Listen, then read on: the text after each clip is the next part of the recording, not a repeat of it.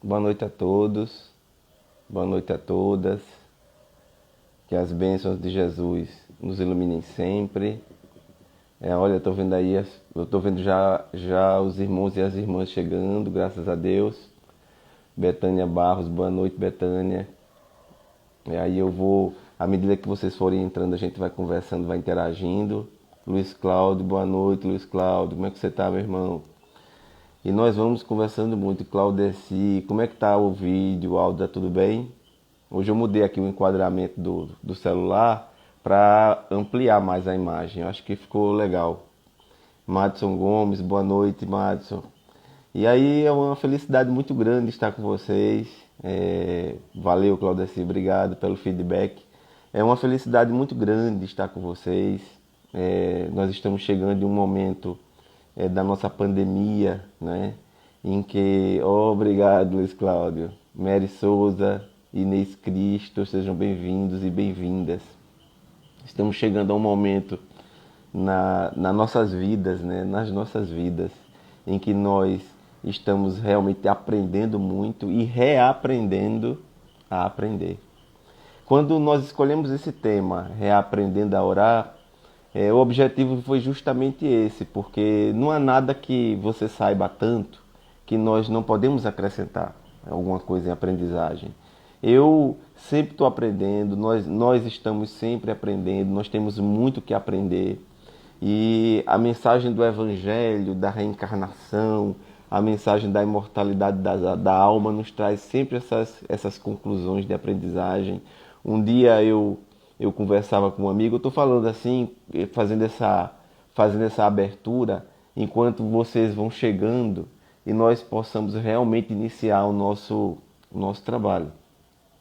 Eu conversava com um grande amigo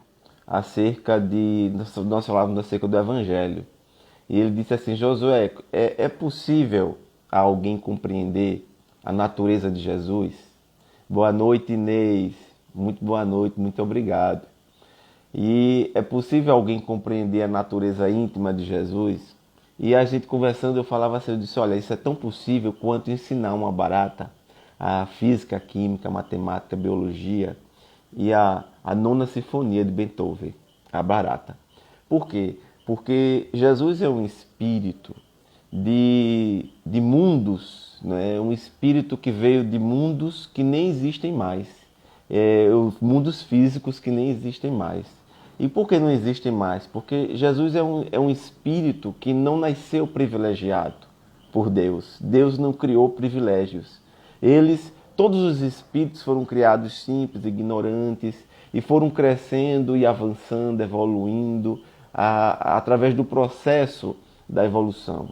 E nós um dia chegaremos a uma condição espiritual, na condição de Jesus.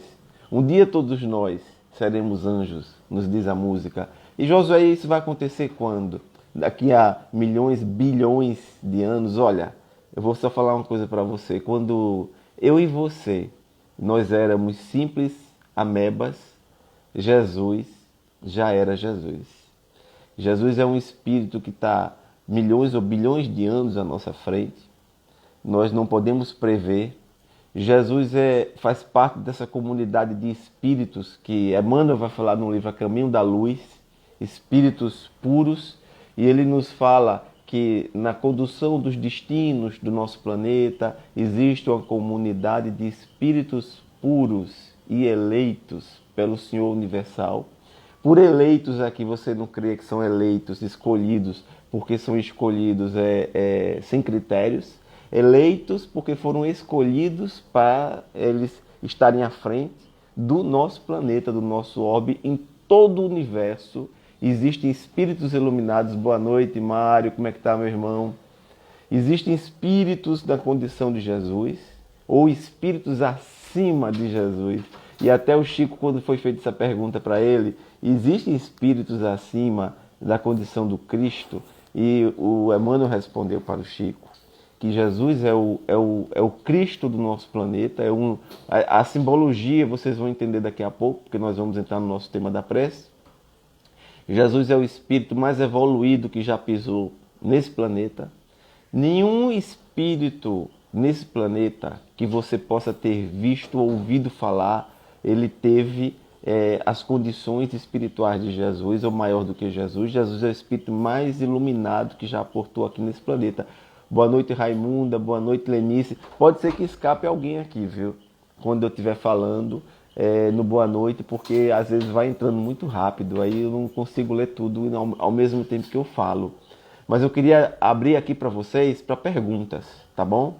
Se vocês tiverem perguntas aqui, por favor, podem escrever aqui, as que eu conseguir ler eu vou respondendo, a gente vai respondendo junto, tá bom? E Jesus é esse espírito que tinha essa envergadura. Boa noite, meu amigo Renan, como é que está você, meu irmão? Que Deus continue lhe iluminando sempre. Como essa envergadura de Jesus, o Jesus que nós ainda não aprendemos a conhecer, porque Jesus ainda é um grande desconhecido de nossos corações. Dentro de nossos corações, Mário escreveu aqui, Letícia Moreira. Então, se eu passei batido por Letícia, boa noite, Letícia. Jesus é esse espírito dessa envergadura, dessa luz, que nós aqui só percebemos pálidos reflexos da mensagem do Evangelho. Mas são esses pálidos reflexos que são capazes de transformar e iluminar corações por toda a imortalidade. Primeiro porque nós vamos observar referências a Jesus desde a primeira revelação, desde o livro de Moisés.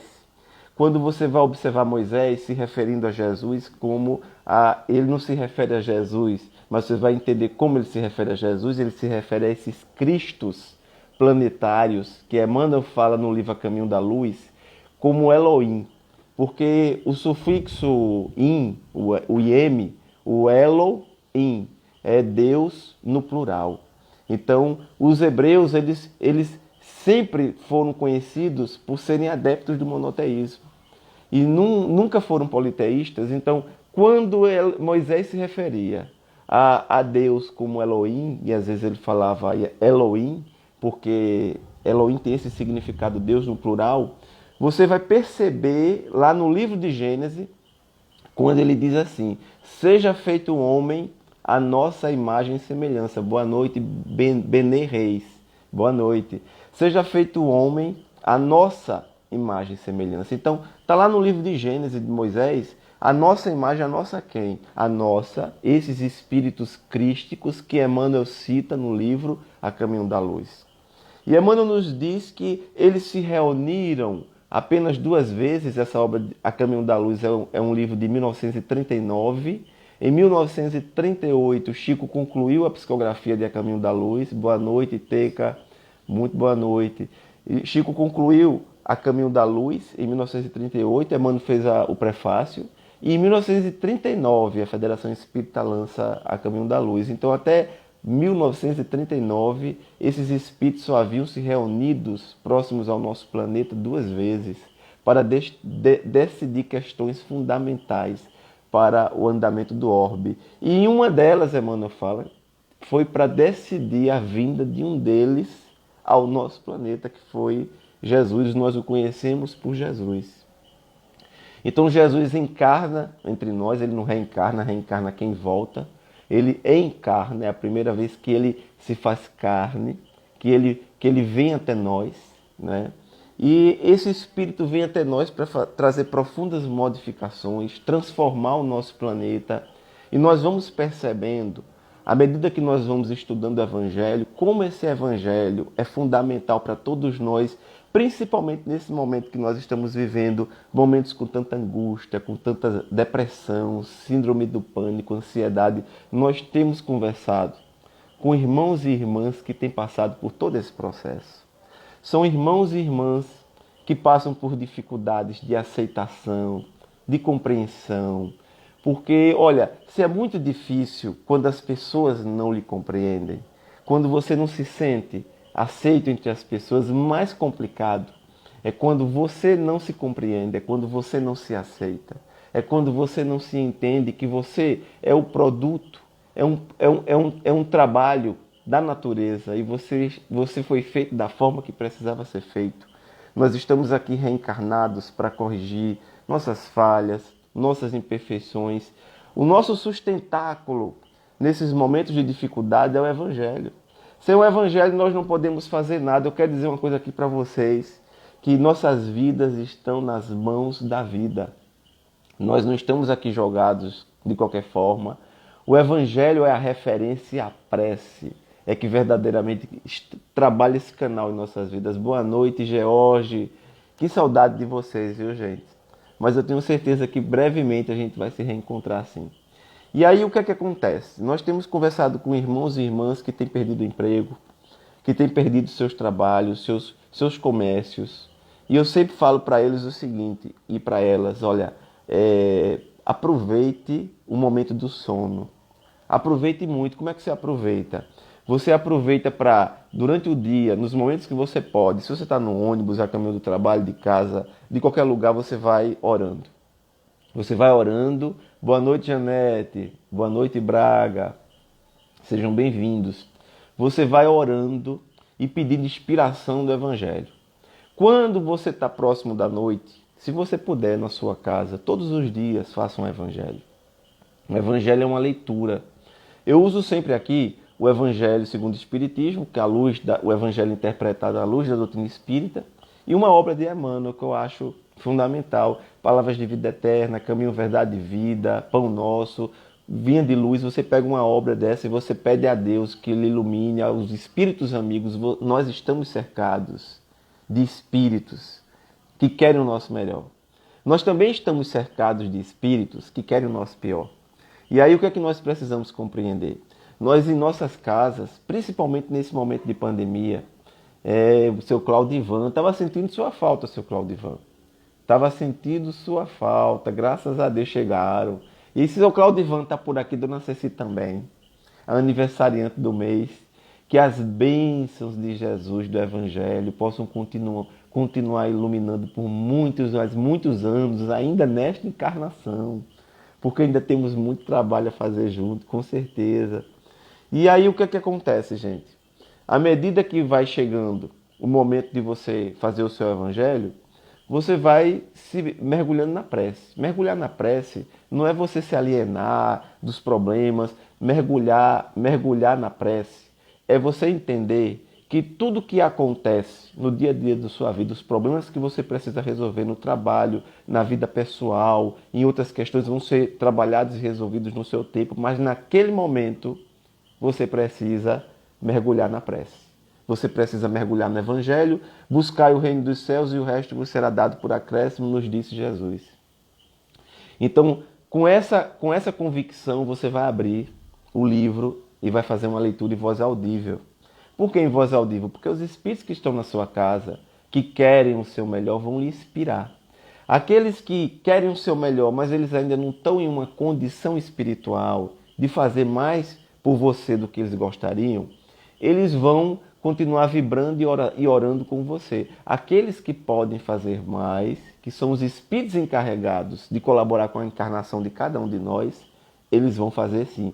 E aqueles que, nesse momento, porque é por momento, eles se encontram em nossas casas, em nossas vidas, como nossos adversários, nós não vamos na prece pedir aos amigos espirituais que os expulsem. Nós vamos pedir aos amigos espirituais que os iluminem. Nós não os tratamos como perseguidores, como seres diabólicos. Nós não tratamos como... Nós nem vamos chamá-los de obsessores. Nós vamos chamá-los de irmãos e de irmãs que têm suas razões para se encontrarem dessa forma e que nós, através da oração, através da prece, do sentimento, nós vamos trabalhar para reconquistá-los. Nós vamos trabalhar para pedir a eles que nos ajudem a crescer juntos. É um exercício de humildade.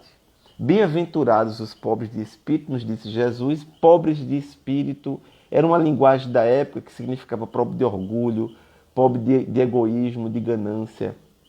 Bem-aventurados os pobres de espírito. Então, nós vamos, através de um exercício de humildade, pedir perdão a eles. Essa é a nossa prece inicial da nossa live.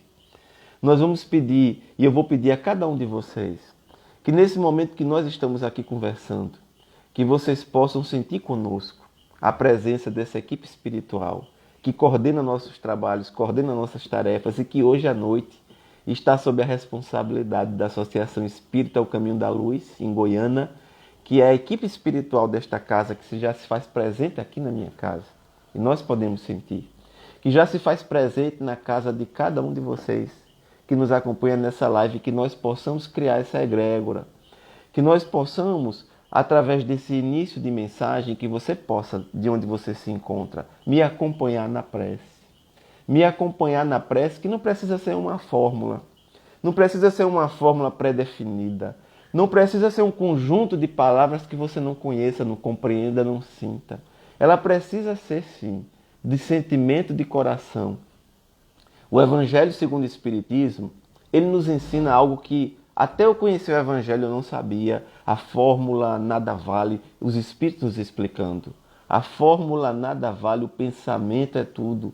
Orai conforme as vossas convicções, um bom pensamento vale mais que numerosas palavras que não ditas do coração. Ou seja, no momento da prece, o que vale é o seu sentimento. Se você tem um sentimento de mágoa com alguém, se você alimenta algo de intolerância, se falta perdão na sua vida, comece a abrir o seu coração, comece a perdoar. Os espíritos amigos, eles vão chegando na sua casa, no lar de cada um de vocês, e eles vão pedindo licença para entrar, sim. Muitas vezes eles vão pedindo licença porque quem autoriza é você. Você autoriza através do sentimento. Jesus e suas equipes espirituais querem se fazer presente nas nossas casas a todo momento, principalmente nessa noite aqui nós que nos reencontramos, nesse momento juntos em oração, porque somos quantos aqui? Nós estamos nesse momento todos orando juntos, com o mesmo pensamento, a mesma vibração. E nós criamos essa estrutura, essa egrégora. Olha, a Claudivan botou aqui, essa é a nossa meta. Atendendo os ensinamentos de Jesus conforme ele nos ensinou. Ama os teus inimigos, é isso mesmo. E aí nós vamos nos trabalhando. Nós vamos nos trabalhando e na sua casa você vai pedir nesse momento, você vai vibrando, para que os espíritos que se encontram na sua casa, que ainda não compreendem essa mensagem, que buscam através do desequilíbrio, da desarmonia, que eles possam e elas serem assistidos através do Evangelho. Nós os convidamos a compartilhar conosco desse momento, apesar das nossas imperfeições, das nossas fraquezas. E olha, são muitas as nossas imperfeições e fraquezas. Nós somos espíritos endividados. Se encontram em nossas casas espíritos nessas condições, é porque nós temos muito que aprender com eles e elas. Nós temos muito que aprender, então nós agradecemos a Deus pela oportunidade do exercício da aprendizagem. Nós não pedimos para que eles saiam, que sejam expulsos, nós pedimos para que eles sejam iluminados. Nós pedimos perdão se por acaso no passado ou no presente nós causamos dor, sofrimento, nós tiramos suas vidas, seja de uma forma, seja de outra. Nós fizemos isso no passado porque nós éramos mais ignorantes ainda. Nós fizemos isso no passado, boa noite Joseli, boa noite. Nós fizemos isso no passado porque nós acreditávamos que era necessário fazê-lo para poder crescer e conquistar. Hoje nós sabemos que nós não crescemos, nós não conquistamos, nós não adquirimos nada de melhor se nós prejudicamos, se passamos por cima de nossos irmãos e irmãs. Nós ainda somos muito limitados, nós pedimos para eles que nos perdoem, mas que nos perdoem e comecem a compartilhar conosco desse momento do Evangelho de Jesus em que nós nos propomos a conhecer o Evangelho. E Jesus se faz presente na casa de cada um de nós. É através dessa prece que são só essas simples palavras. Eu não preciso filosofar, eu não preciso me tornar um poeta para fazer uma prece. Eu só preciso aprender a abrir o meu coração. Eu preciso aprender a abrir o meu coração, porque quando os espíritos chegam na minha casa, eu abro as minhas portas, eu peço, olha, que esses espíritos cheguem em nossos lares, envolvam nossas vidas, mas eles precisam também entrar em nossos corações.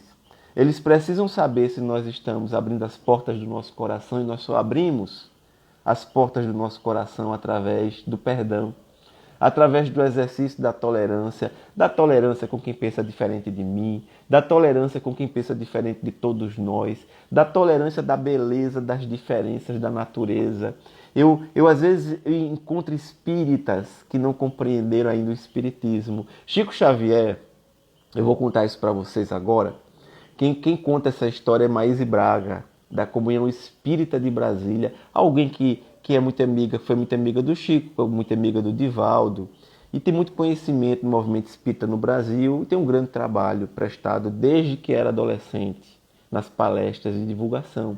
Principalmente nas palestras de prevenção a suicídio. Ela sempre trabalhou muito com suicidas e com prevenção ao suicídio.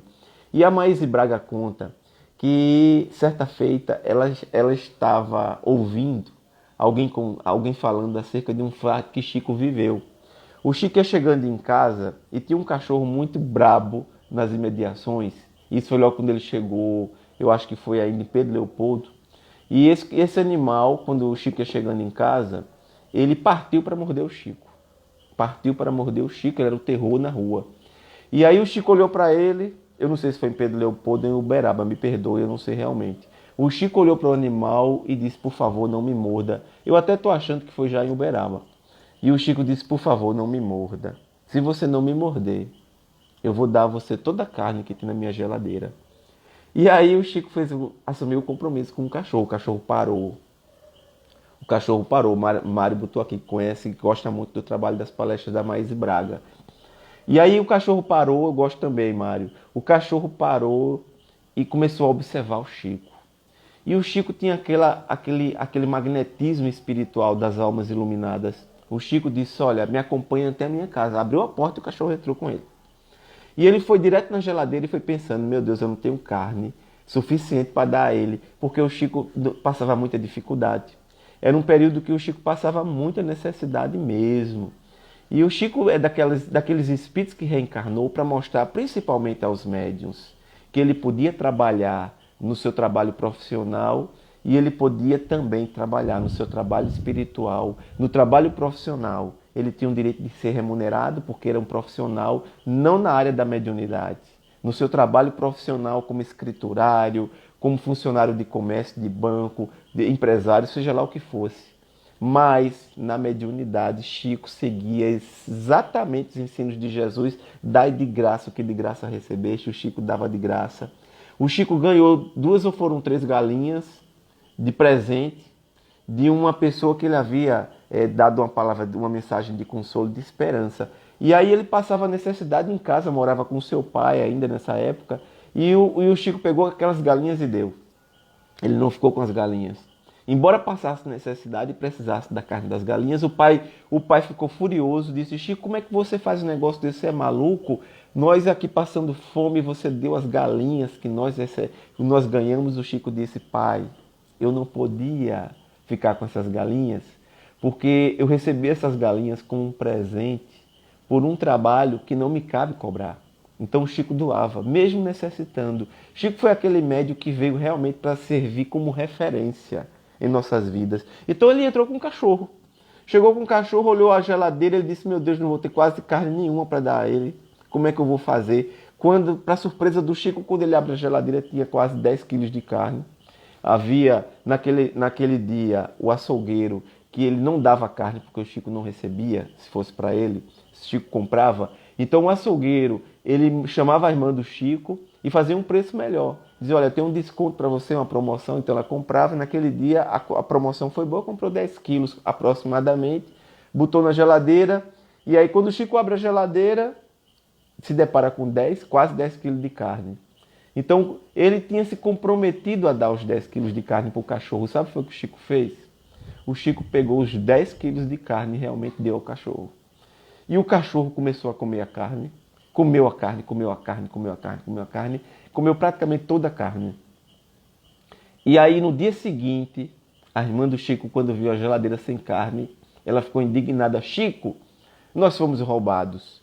Chico disse, nós não fomos roubados. Ela disse, cadê a carne que estava aqui? O Chico disse, eu dei toda para um cachorro. Aí disse o nome do cachorro, que já era um cachorro conhecido nas imediações, e eu disse para ele que se ele não me mordesse, eu dava toda a carne da geladeira. Ela disse, Chico, você é louco. Por que você não deu meio quilo de carne para ele? Por que você não deu 1 quilo de carne para ele? Não precisava dar os 10 quilos de carne para ele. Chico disse, mas eu, minha irmã, assumir um compromisso com ele, de dar os 10 quilos de carne. Quando nós escutamos isso, gente, é interessante, porque nós precisamos de muitos Chicos na vida, de pessoas que assumem compromissos e cumprem até com os animais irracionais, que nós chamamos de animais irracionais. Até com os cachorros, o Chico cumpria sua palavra. Imagina com as pessoas. Nós precisamos muito dos Chicos. Boa noite, Michele. Seu Claudio está dando aqui. Boa noite, Michele. Eu acho que no momento em que eu estava falando, eu não vi quando a Michele entrou. Boa noite, Michele. E aí o que é que acontece? O Chico assumiu o compromisso com o cachorro e cumpriu o compromisso com o cachorro, sim. Como nós precisamos dos Chicos em nossas vidas. Por quê? Eu tenho aqui em Recife um grande amigo que é médium, trabalha em uma casa espírita. Quando eu uso essa expressão, gente, um grande amigo que é médium, todos nós somos médiums. Eu não vou explicar isso agora, senão a gente foge do nosso foco. Mas nós já temos um trabalho sobre isso e nós explicamos isso, tendo como referência o próprio livro dos médiuns, as obras da codificação, sim. E aí em outro momento eu explico essa questão de todos somos médiuns. Mas nos referimos assim àqueles cuja faculdade ela está particularmente diferenciada em algumas pessoas. Joana de Anjos tem uma definição que ela diz assim: mediunidade, faculdade orgânica presente em quase todas as criaturas. Quando ela diz em quase, olha, Mário botou, estou muito longe do Chico. Nós estamos, Mário, nós estamos.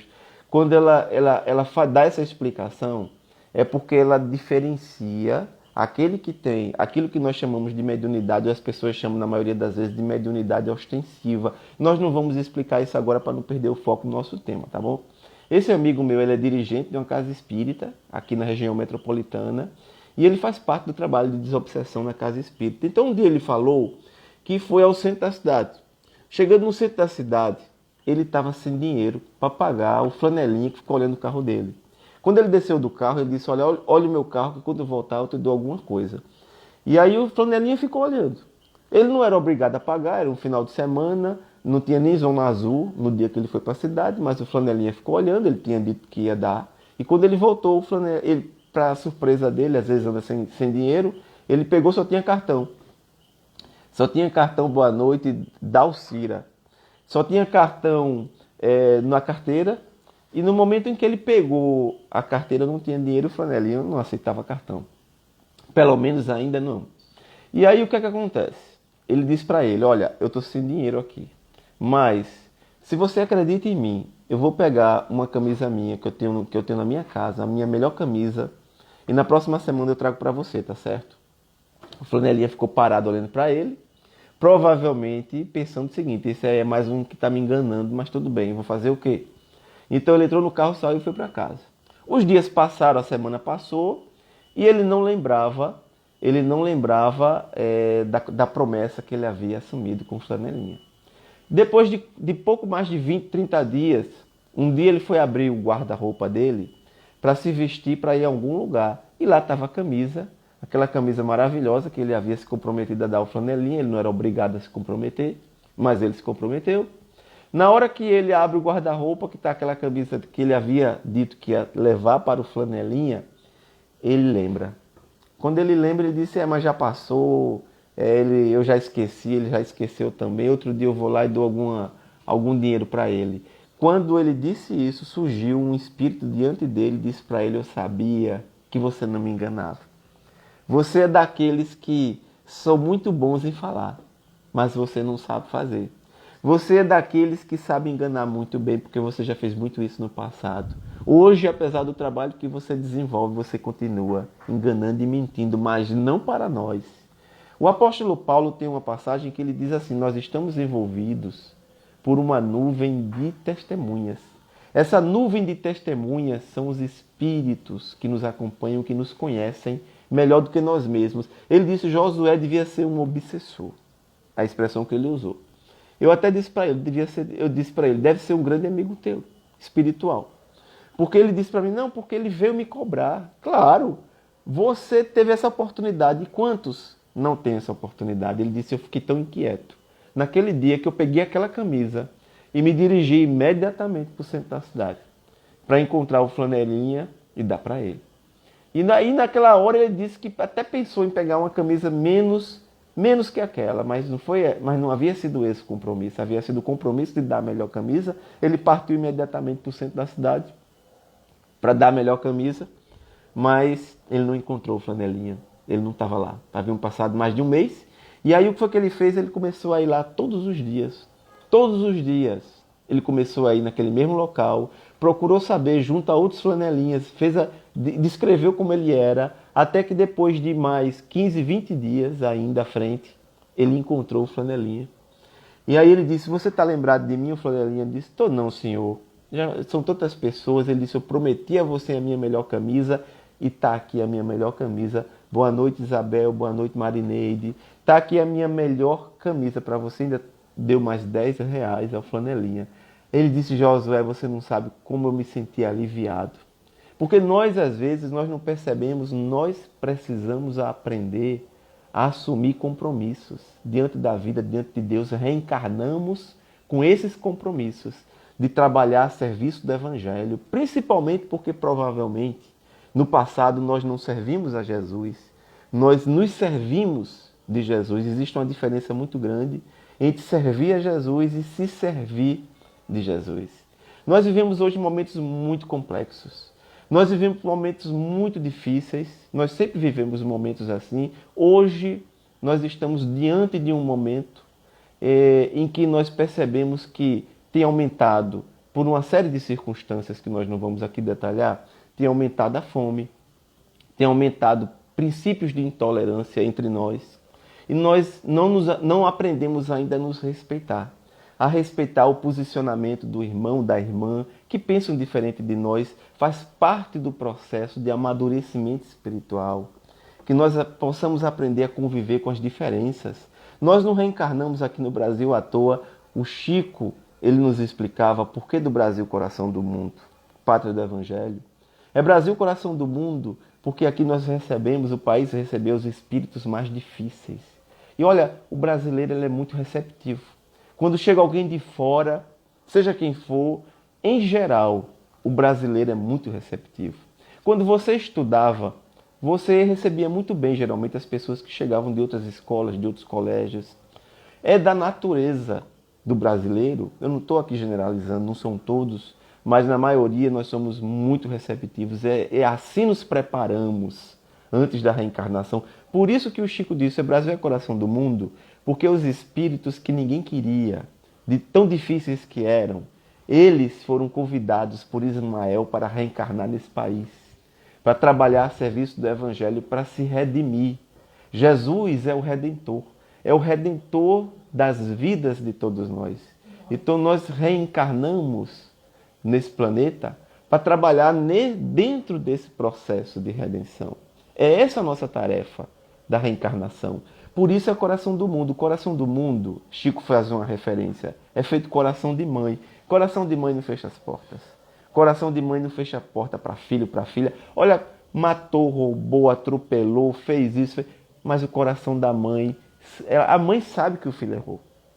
Sabe que a filha errou. Mas o coração da mãe não fecha as portas para os seus filhos por isso. Por isso que é coração do mundo. Porque o Brasil não fechou as portas para aqueles que precisavam reencarnar aqui nessa pátria. Mas ainda não somos pátria do Evangelho. O Chico disse que nós ainda precisamos trabalhar muito para nos tornarmos, sim, pátria do Evangelho. Pátria do Evangelho ainda é uma conquista futura. Nós confundimos muito e misturamos isso com questões políticas. Olha, mas nesse país que os políticos fazem isso, olha, nós não podemos entrar nessa celeuma. Nós não podemos fazer essa comparação, até porque quando Jesus encarnou na Palestina, quando Jesus encarnou, quem era? Quem dominava? O Império Romano. E o Império Romano, repleto de imperfeições, repleto de falhas, foi ali que Jesus encarnou, entre um povo que lá no livro A Caminho da Luz, Emmanuel vai explicar direitinho, a história do povo hebreu e a sua saga, que consta até no livro de Gênesis, quando você vai ver chegando aqui Adão, que nós vamos chamar, Adão representa uma leva desses espíritos que chegaram aqui no planeta, e logo depois vai chegar uma outra leva que nós vamos conhecer por Eva. Primeira leva dos espíritos Adão. E Adão não é um homem, Adão não é uma mulher, Adão tem um significado de um grupo de pessoas, de um grupo de espíritos, de uma comunidade deles que encarnaram aqui no nosso planeta para ajudar o planeta a evoluir. E Eva faz parte de uma outra leva, por isso que a Bíblia, numa linguagem figurada, dizia: então Adão sentiu-se só. Porque chegou uma outra leva de espíritos simpáticos a esses primeiros espíritos que precisavam reencarnar, precisavam encarnar juntos. E aí nessa segunda leva, existe o mito da perda do paraíso, porque eles realmente perderam o paraíso. Quando nós vamos estudar que Adão e Eva perderam o paraíso, eles foram banidos e precisavam ganhar a vida com o suor do seu rosto, o significado dessa passagem, que consta lá no livro de Gênesis, é justamente a perda do paraíso, porque eles foram expulsos da constelação do cocheiro, que é de lá que veio essa comunidade encarnar entre nós, que nós os conheceríamos como o povo hebreu. E aí eles encarnam entre nós, e eles vêm com muitos costumes da época, de suas origens, a ideia do Deus único, que eles trouxeram e nos passaram isso. E aí esses espíritos, eles perderam realmente o paraíso, porque onde eles viviam, eles tinham todo o conforto que a tecnologia poderia ter. Eu faço uma comparação agora com vocês aqui que nos escutam. Nós estamos aqui falando, você está do conforto da sua casa, você tem uma geladeira, você tem uma televisão, você tem um celular, você tem um tablet, um notebook para nos ouvir. Você, quando quer comer, vai na geladeira ou pede um delivery. Imagina você encarnar num planeta primitivo, pré-histórico, onde o homem precisava caçar para comer. O problema é que um dele caçava, no outro ele era caçado. Então, nós vamos acompanhar a evolução desse povo, isso é motivo para um outro tema, nós não vamos falar isso agora, até no formato do homem. Porque quando esses espíritos aqui chegaram, ainda era o homem de Neandertal. Aí depois vai chegar o homem de Cro-Magnon, e na escala eles chegam próximos ao Homo sapiens. Foi quando houve uma mudança brusca da natureza física e um grande avanço para a condição que nos encontramos agora. Porque esses espíritos precisavam de corpos mais trabalhados para que eles pudessem encarnar. E assim vem um processo de evolução. Eles perderam o paraíso, porque eles saíram, eles foram degradados da sua constelação de origem para ajudar o nosso planeta no processo evolutivo. Muitas nações grandiosas, como a civilização egípcia, que teve 700, 800 anos do auge, até entrar no processo de decadência, foi quando muitos desses espíritos retornaram, depois de 700, 800 anos, às suas comunidades planetárias, porque o processo de uma comunidade planetária para outra não é simples, é um processo muito complexo, que envolve todo um processo de estudos. E aí muitos voltaram, muitos ficaram. E nos dizem a espiritualidades que muitos ainda se encontram, alguns ainda se encontram aqui, não puderam retornar, porque o egoísmo, a vaidade, o orgulho não permitiram que suas almas crescessem, o que deveriam crescer a nível de evangelho, apesar de terem muitos. Nós recebemos o espírito mais iluminado que esse planeta poderia conhecer, que é Jesus, em nossas vidas, que veio nos trazer lições de amor, de compreensão. Ninguém passou essa mensagem como Jesus passou. Jesus que veio através de um outro espírito iluminado, que é a nossa mãe, Maria Santíssima. E quando nós falamos a nossa mãe, eu vou explicar aqui, existe entre as comunidades que tem um maior respeito e admiração pela figura de Maria. Que Maria é um espírito iluminado de grande envergadura que não veio para competir com Jesus na tarefa missionária. Maria veio para ser mãe. Maria veio para ser mãe e passar para todas as mães. Por isso que é a mãe das mães, é a mãe de todos nós. Maria é a mãe de todos nós no Vale dos Suicidas. É a equipe das legiões de Maria que recebem os espíritos nessas condições tão difíceis, porque são espíritos que principalmente precisam sentir verdadeiramente que é um amor de mãe. Então Maria é a simbologia de todas as mães, é a referência de todas as mães. E alguns dizem assim: Maria intercede por nós. Quem nunca ouviu essa expressão? Quem já ouviu essa expressão pode escrever aqui ou mandar algum feedbackzinho aqui pra gente. Maria intercede por nós. E aí eu já ouvi alguns até espíritas falarem assim: mas Maria não pode interceder por nós, isso não existe. Maria é um espírito iluminado, mas Maria intercede por nós sim. Existe uma passagem no Evangelho de Jesus, e é bem interessante. A Aline botou aqui. Muito bem, Aline. Dalcira também. Existe uma passagem no Evangelho de Jesus, que está lá em João, capítulo 2, se eu não me engano, que são as bodas de Canaã. Janete também, muito bem. Janete, Analice. São as bodas de Canaã. Quem aqui lembra dessa passagem das bodas de Canaã, que acaba no terceiro dia, porque naquela época os casamentos duravam vários dias, 1, 2, 3, 4, 5 dias. Acaba todo o vinho, acaba a comida, e aí as pessoas ficam sem o vinho, e havia uma simbologia muito forte do vinho naquela época. E aí o que acontece? Era uma vergonha para aqueles noivos, para aquelas famílias que não tinham mais vinho para servir. Então Maria, quem é que pede a Jesus? Quem é que pede a Jesus que intercedesse naquele casamento, que ela estava ali como convidada? Quem que pede a Jesus? Maria. Luiz Cláudio botou, eu e ela estamos juntos. Estamos sim, Luiz Cláudio, muito bem. Lenice também, com certeza. Raimunda, peço todos os dias, peça, minha filha. Peça por todos nós. Peça por todos nós, por esse planeta, como nós estamos pedindo, como nós estamos precisando. E como nós podemos oferecer à nossa mãe as orações, as preces, para que continue acolhendo a todos e todas, inspirando as mães. Porque é preciso muita inspiração para ser mãe. Ser mãe não é só trazer espíritos para a reencarnação. Ser mãe é muito mais do que isso. Muito bem, Raimunda. Então Maria pede a Jesus que ele interceda. Jesus olha para Maria, e havia uma expressão que muitos não compreendem, porque para você compreender o Evangelho, você precisa, preste atenção no que eu vou falar. Olha, Cláudia se botou aqui, essa petição é constante. Muito bem, minha filha, uma afirmação no ar. Que coisa linda. Quando as pessoas leem o Evangelho, precisam ler como se fosse a cultura da época. Então, quando Jesus falou pobres de espírito, muitos não entenderam a expressão pobres de espírito. O que significava pobres de espírito na época de Jesus? Significava pobre de orgulho, de vaidade, esse significado. Quando Jesus olha para Maria e diz assim, mulher, era uma expressão de muito respeito, uma expressão de grandeza. Por que Jesus não chamava Maria apenas de mãe? Ele chamava de mãe. Mãe, eis o teu filho. Filho, eis tua mãe. Jesus apresentando Maria a João Evangelista e dizendo assim, naquele momento, ele dizendo assim no momento da cruz, mãe, eis o teu filho. Filho, eis a tua mãe. É como se ele dissesse, se cuidem, porque o meu momento aqui já passou.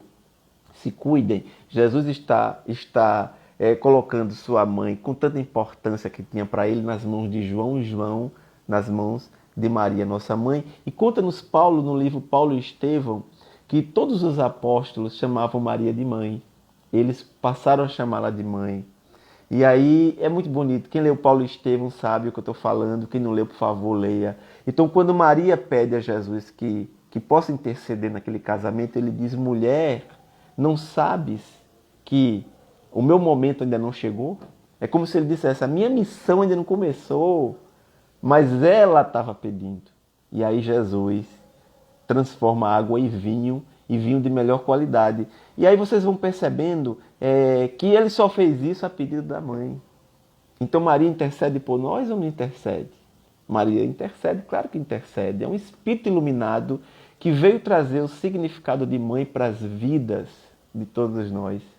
E aí você vai observar através do exercício da prece como é importante você se conectar com o Evangelho, se conectar com as forças espirituais da vida, para que você possa, através desse Evangelho no lar, quando você se preparar para dormir, preste atenção no que eu vou falar agora, quando você se preparar para dormir, pedir uma inspiração, pedir que o anjo guardião, o seu amigo espiritual, ele possa se comunicar com você. Ele pode se comunicar com você através de outros espíritos, através de outros que vão falar para você, mesmo que você não lembre. Quando você despertar, você vai trazer ao despertar a solução de muitas dificuldades, de muitos problemas, e muitas coisas surgirão na sua vida. Você precisa aprender a aproveitar desse momento do sono, se preparando. Não é se preparando assistindo um filme de terror, de violência, ou vendo um noticiário com violência, é você se preparando através da prece, através do Evangelho. E é isso que nós precisamos compreender, principalmente nesse momento que nós estamos vivendo, porque não é a prece da boca para fora. E não é a prece simplesmente pela prece, porque a melhor prece é aquela em que você pode observar na figura do seu irmão e da sua irmã, os necessitados que sofrem, que choram. E olha, nós temos observado tanta fome, tanta dor, tantas pessoas inquietas, e nós precisamos entender que esse é um momento verdadeiramente em que há uma passagem no Evangelho em que nós precisamos aprender a nos preparar. A nos preparar não para observar, a nos preparar para agir. Eu sempre lembro aqui nas nossas lives, e vou reforçar aqui mais uma vez, aquela passagem de Jesus quando ele diz: ao meu lado estarão aqueles que me deram de comer, quando eu tive fome, de beber, quando eu tive sede. Jesus tinha muita preocupação em alimentar as pessoas, porque ele sabia o quanto é importante a alimentação. E Jesus conclui: e ao meu lado estarão aqueles que me visitaram quando preso, quando enfermo, que me receberam quando estrangeiro, que me vestiram quando nu. Você vai perceber que Jesus não está preocupado com bajuladores, com bajulação. Ao meu lado vão estar aqueles que gritavam, que louvavam. Claudivan botou aqui: chorei com a leitura do livro Paulo e Estevão. Eu desafio alguém a ler Paulo e Estevão e não chorar em algum momento. Você vai chorar porque Paulo e Estevão é um dos grandes best-sellers da obra do Chico. E para você que não sabe, você tem em mãos, com o livro Paulo e Estevão, um dos maiores trabalhos com a anuência e autorização da espiritualidade maior. Porque todas as obras, quando chegam às nossas mãos, elas chegam da espiritualidade. É preciso que se possa passar informação para nós. Nem todas as informações que nós gostaríamos de ter, nós recebemos. O Mário está dizendo que também chorou. Porque a espiritualidade, ela nos passa a informação que nós precisamos responder, que nós precisamos receber. Existe uma passagem belíssima no Evangelho de Jesus, eu vou usar isso aqui como referência, principalmente porque eu falei de Maria, e vou falar aqui de mulher, e nós vamos falar aqui da passagem da mulher com o fluxo de sangue, que muitos chamam de hemorrágica, hemorroísa. Vocês conhecem essa passagem, é uma das passagens mais belas do Evangelho. Essa é a única passagem do Evangelho que eu conheço, me corrijam se eu estiver errado, pode ser que eu esteja, em que Jesus cura alguém sem, naquele momento, ele ter uma intercessão direta. Ele estava ali passando, é ela que tira dele a cura, não é ele que vai colocar a cura nela, através do seu desejo, da sua vontade, colocando um barro nos olhos para que ela enxergasse, não. Ela é quem vai em busca de Jesus. Isso é uma referência para todos nós. Porque nós precisamos muito ir ao encontro de Jesus. Janete botou aqui, ó, dos poucos livros, esse eu li e o final é lindo demais, é verdade, Janete. E na passagem da mulher hemorroísa, essa é uma das passagens que eu uso como referência, porque é uma das mais belas do Evangelho. Essa passagem é uma prece, gente. O que eu vou falar aqui para vocês, agora, eu vou precisar a vocês que prestem muita atenção. Porque essa mulher, a hemorroísa, é uma das maiores demonstrações de fé que nós conhecemos. Conta o Evangelho que haviam 10 anos que ela tinha esse fluxo ininterrupto de sangue. E olha, isso entre os judeus era muito complicado. Isso entre os hebreus era muito complicado porque a mulher, quando ela estava no seu período menstrual, ela era considerada impura. Então a mulher com fluxo de sangue, ela era considerada impura. Então, ou seja, no período menstrual, o homem não tocava ela. Se ela fosse tocada por alguém, esse alguém teria que passar por um ritual de purificação do templo. Ou seja, nem o marido, nem os filhos, ninguém podia tocar naquela mulher no período em que ela precisava passar pela fase da menstruação. Claudivan botou aqui, ela apenas tocou nas vestes de Jesus, é verdade. Nem precisou tocar na pele de Jesus.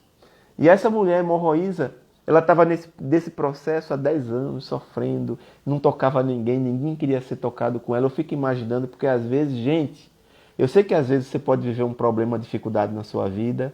Todos nós passamos por dificuldades. Eu imagino que muitas vezes na sua vida você pensa que está passando por um processo que não tem solução. Ou uma dificuldade que talvez você não encontre uma perspectiva de resolver. Mas eu quero falar para você que não existe nada impossível dentro do Evangelho. Não existe nada, absolutamente nada impossível para aqueles que creem, nos ensina o Evangelho. Pedi e dá-se-vos-á. Buscai e achareis. Batei e abri-se-vos-á.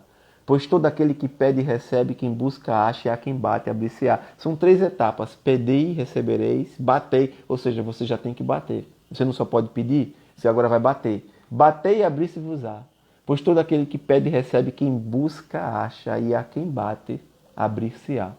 Nós precisamos fazer a nossa parte. Orar não é deixar como está para ver como é que fica. É você confiar nas forças espirituais da vida, mas você fazer a sua parte.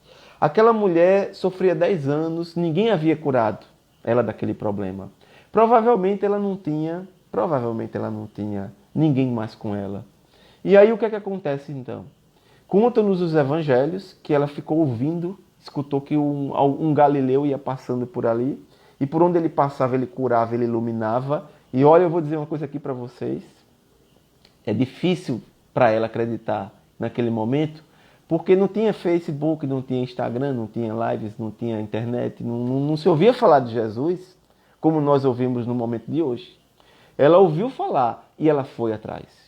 Ela disse, bom, se ali eu tenho a possibilidade de cura, eu vou. E ela percebeu, talvez ela já estivesse acompanhando Jesus sem ninguém perceber, até o evangelista, e vendo as curas e o trabalho que ele desenvolvia, e ela se alimentou no coração de um sentimento de profunda convicção de que aquele homem, de que aquele ser espiritual poderia curá-la. E aí o que acontece? Ela ficou pensando, meu Deus, eu quero me curar, mas eu não quero me curar a qualquer preço. Eu não quero tocá-lo, porque se eu tocá-lo, ele vai ficar impuro. Então ela não toca Jesus. Ela ficou pensando, o que é que eu faço para me curar sem torná-lo impuro? Eu acho essa mulher tão grandiosa. E o espírito de Maria Dolores, aliás, o espírito de Amélia Rodrigues, é o espírito de Amélia Rodrigues, vai falar em uma de suas obras, eu não me lembro qual é a obra agora, que aquela mulher se chamava Berenice. E ela trouxe isso do mundo espiritual. Ela trouxe isso do mundo espiritual. São revelações das bibliotecas espirituais que são maiores que as nossas, limitadas aqui. Então, a Amélia Rodrigues vai nos dizer que o nome daquela mulher se chamava Berenice, e ela foi a mulher que pegou o lenço e colocou no rosto de Jesus para enxugar o suor do rosto de Jesus, porque ela passou a acompanhá-lo, e veio uma parte da imagem de Jesus naquele lenço. A Igreja Católica, ela vai dizer que ela se chamava Verônica, mas Verônica não era um nome judeu, nos diz Jorge Elahat. Verônica não é um nome judeu. Berenice é um nome judeu. Berenice é um nome da época. Mas durante os anos, com a passagem dos anos, muitos nomes foram se alterando. Então se chamava Berenice, depois se chamava Berevice, depois se chamava de um outro. Até surgiu um nome próximo a Verônica, e que depois seria conhecido como Verônica. Pode ter acontecido isso. Mas o nome real dela era Berenice. E aquela mulher, a mulher hemorroísa, ela se aproxima de Jesus, ela reluta em tocá-lo. Eu acredito que se fosse qualquer um de nós aqui tivesse uma doença ou enfermidade, a gente nem pensava nisso. A gente pulava em cima de Jesus, abraçava ele, pedia, fazia tudo o que precisasse fazer sem pensar nas consequências. Ora, ele é Jesus, depois ele se purifica, mas eu estou há 10 anos sofrendo. Talvez fosse assim que nós pensássemos. Berenice não pensou assim. Ela se aproxima de Jesus e ela toca nas vestes de Jesus. Foi a solução que ela encontrou. Ela disse, eu não preciso tocar nele. A grandeza dele é tão grande, eu não preciso tocar nele. Não preciso nem que ele me toque. Eu não preciso nem que ele olhe para mim e determine que eu me cure. Basta tocar nas suas vestes. E ela toca nas vestes de Jesus, Jesus sente. É um momento grandioso porque Jesus, quem me tocou, é lindo. Quem me tocou, Senhor? Tim Vanessa tem uma música lindíssima falando sobre isso. Quem me tocou? Tim Vanessa. Vale a pena escutar, quem não conhece. E aí, naquele momento, os apóstolos cercam Jesus e falam, mas Senhor, tantos te tocam. Ah, mas alguém me tocou diferente. Porque de mim saiu uma virtude, eu saiu cura. E aí ela se apresenta e ela foi curada por Jesus. Jesus olha para ela e ele diz, tua fé te curou, porque realmente nós às vezes pedimos a Jesus um pouquinho da fé de Berenice, somente 1% da fé de Berenice, porque a fé de Berenice é daquela fé que move montanhas, é daquela fé que faz alguém caminhar sobre as águas, porque ela não precisou ir ao encontro de Jesus. Eu acho que é a única cura que Jesus fez sem conhecimento na época do processo que estava acontecendo. Quando ele viu, ele já sentiu. Ele identificou, é claro, Jesus era Jesus, mesmo no seu corpo físico, mesmo encarnado entre nós, o Espírito na condição de Jesus, ele não se limita pelo processo do corpo. Então ele identifica aquela mulher e ele olha para ela e diz, realmente, as palavras dele repercutem em cada um de nós. Tua fé te curou. Nós podemos adquirir grandes conquistas através da oração. A oração, ela verdadeiramente cria esse canal com o mundo espiritual nas nossas casas. Gente, principalmente nesse momento. Eu vou agora perguntar a alguém que possa me falar, se esse Cláudio assim pode me dizer quantos minutos eu ainda tenho.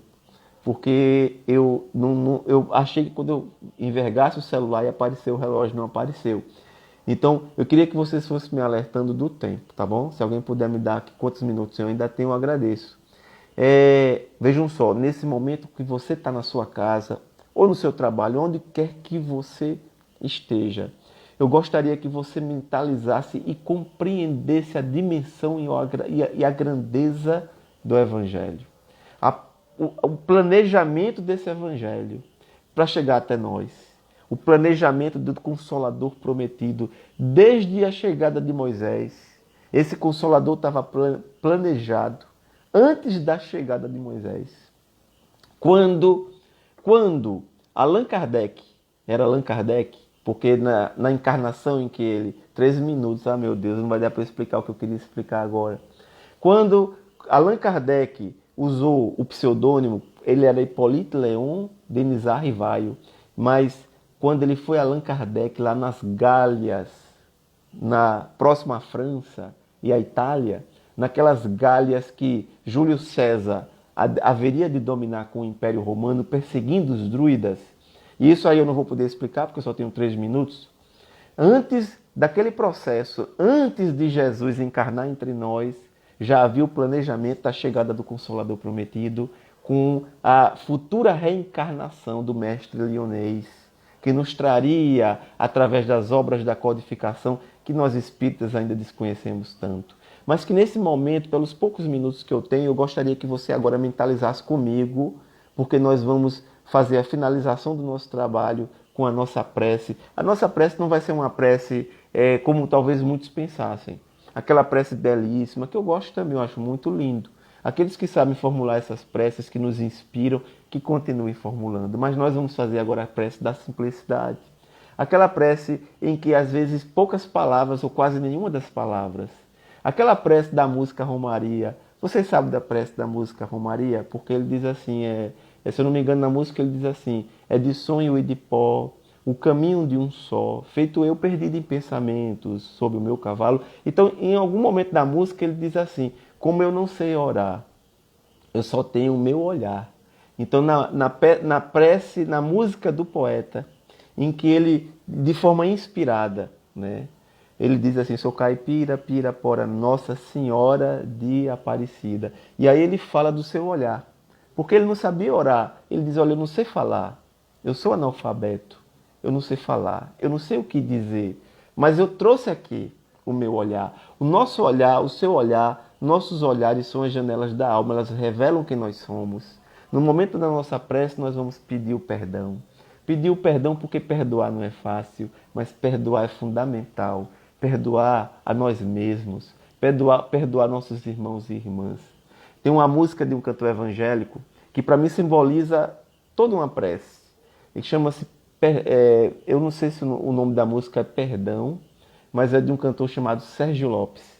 E ele diz assim, perdoar é muito mais que estender a mão e dizer eu te perdoo, meu irmão. Usar a voz é fácil. Usar a voz é fácil. Apertar a mão também. O difícil é perdoar com o coração.